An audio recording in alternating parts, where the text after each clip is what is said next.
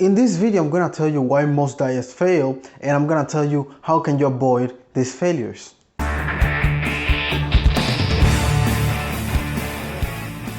My name is Neyfi Del Rosario and I am a holistic nutritionist here in New York City. And in this channel, I discuss everything about nutrition, fitness, and exercise that'll help you melt the fat off. And if you're into that, please consider subscribing.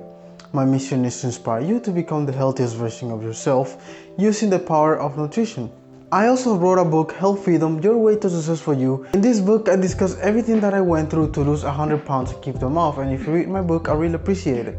As always, we're making progress in the gym. I noticed I gained a couple of pounds of muscle in the last few months, which is great. And I want to answer this question that I get a lot from people who want to lose weight, because 99% of the population wants to lose weight. Who doesn't want to look better, get in shape, and be healthier? So I'm gonna tell you a couple of things that you need to avoid and that you need to keep in mind when you decide to say, I want to lose weight. And the first thing is that your goal to lose weight or to start a diet is not specific enough. And this is why a lot of things fail, not only your diet. Let's say you want to accomplish something, but that something is too far away and you start and you just never finish. What do I mean? So when you want to lose weight, you say, I want to lose weight. Great, but saying that's not specific enough. What you could say instead is like, I want to lose a pound a week, or I want to lose half a pound this week, right? I want to lose weight is great, but it's not specific. Or saying I want to lose 30 pounds is not a specific goal, because you need to have smaller goals that will lead you to the biggest thing. Going to the gym and say I want to gain muscle is not specific enough, because what can you do to gain muscle? You did not include it. So one thing I could say is that I'm going to lift 100 pounds today, and next week I'm going to lift 105 pounds. That way I can gain muscle. Same thing with your diet. You can say I want to lose a pound a week, so in a year, which is 52 weeks, you can say I lost 52 pounds in a year, which is great. And that brings me to the second thing that a lot of people fall into, is they lose weight too quickly. If you do the same thing that I did and lost 30 pounds in 6 months, it's not a good thing, because yes, you're gonna lose a lot of fat, but also you're gonna burn a lot of muscle. And if you lose weight way too quickly, there's a big chance that you're gonna gain it back. This is why when people tell you, oh, you can lose 50 pounds in a month, or you can lose 50 pounds in a week, that is not a good thing, because chances that you're going to lose the weight and you're gonna feel so hungry that you're just gonna binge and gain that weight and some more. So what can you do in this situation? So learning how to lose weight is a good thing, because once you learn the actual process and you know why you're losing weight, you can keep it off. This is why I never gained my weight back. Now I'm gaining weight because I want to build muscle, and the way that I'm gaining weight is a healthy way of gaining weight. I'm not overeating, I'm not bulking, I'm not eating a lot of food. The way that you should approach weight loss is by eating nutrient-dense foods, right? And also achieving a calorie deficit. So your nutrient-dense foods are your fruits and vegetables and things that take a lot of space but not a lot of calories. Things like a popcorn. So I can eat 200 calories of popcorn, and that's a big bowl, instead of eating 3 tablespoons of peanut butter. So it makes sense that 3 tablespoons of peanut butter, it tastes good, but it's not gonna fill me up as much as a whole big bag of popcorn, right? So you need to keep in mind, what are the foods that taste good, that take a lot of space? Like fruit, you can eat a whole watermelon, you're not gonna gain weight, but you can eat a whole pizza, feel the same amount of fullness, but you will gain weight, right? That's just an example.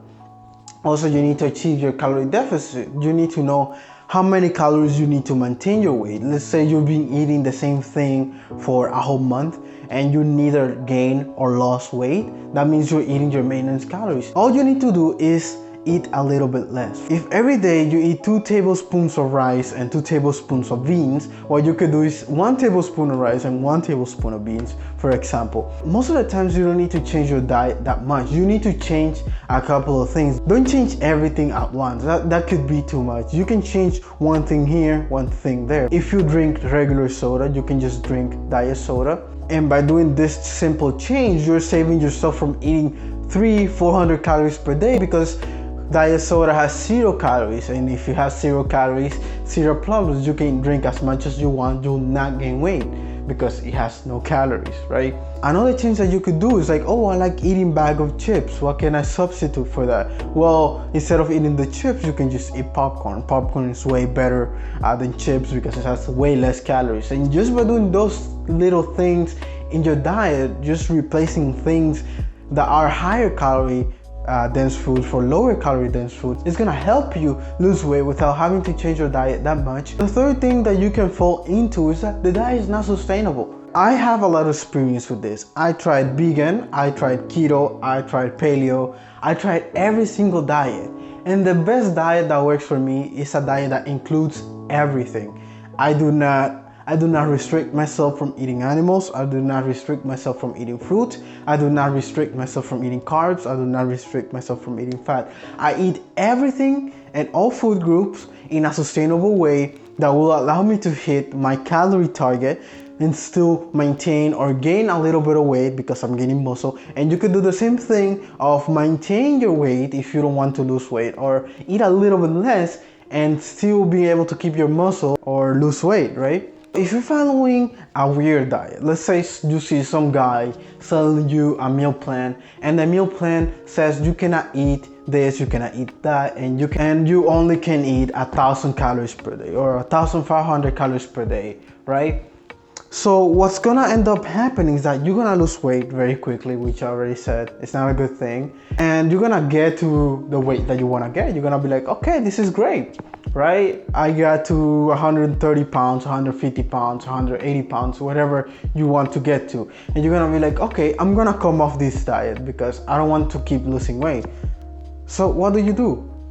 So when you are in an unsustainable diet, it does not teach you how to get back to your regular diet. You don't want to go to a diet that when you come off, you just start eating the same way you used to eat and gain all the weight back. Because if you used to eat in a certain way, there's a lot of reasons why that certain way did not work. So don't follow any diet that is too restrictive, because you're gonna end up binging. You're gonna end up not following the diet. You're gonna say, F it, I'm gonna eat everything that I see. I don't care anymore. And it's not gonna be a good thing. And if you enjoyed this video, please hit the like button, hit the subscribe button and notification bell. I'll be putting out videos like this every single week to inspire you to become the healthiest version of yourself using the power of nutrition. If you want to learn something new, there are 2 videos on the screen of me where you can learn something new right now. I love every single one of you. Yeah, big bicep, bro. Yeah. Ooh, big bicep.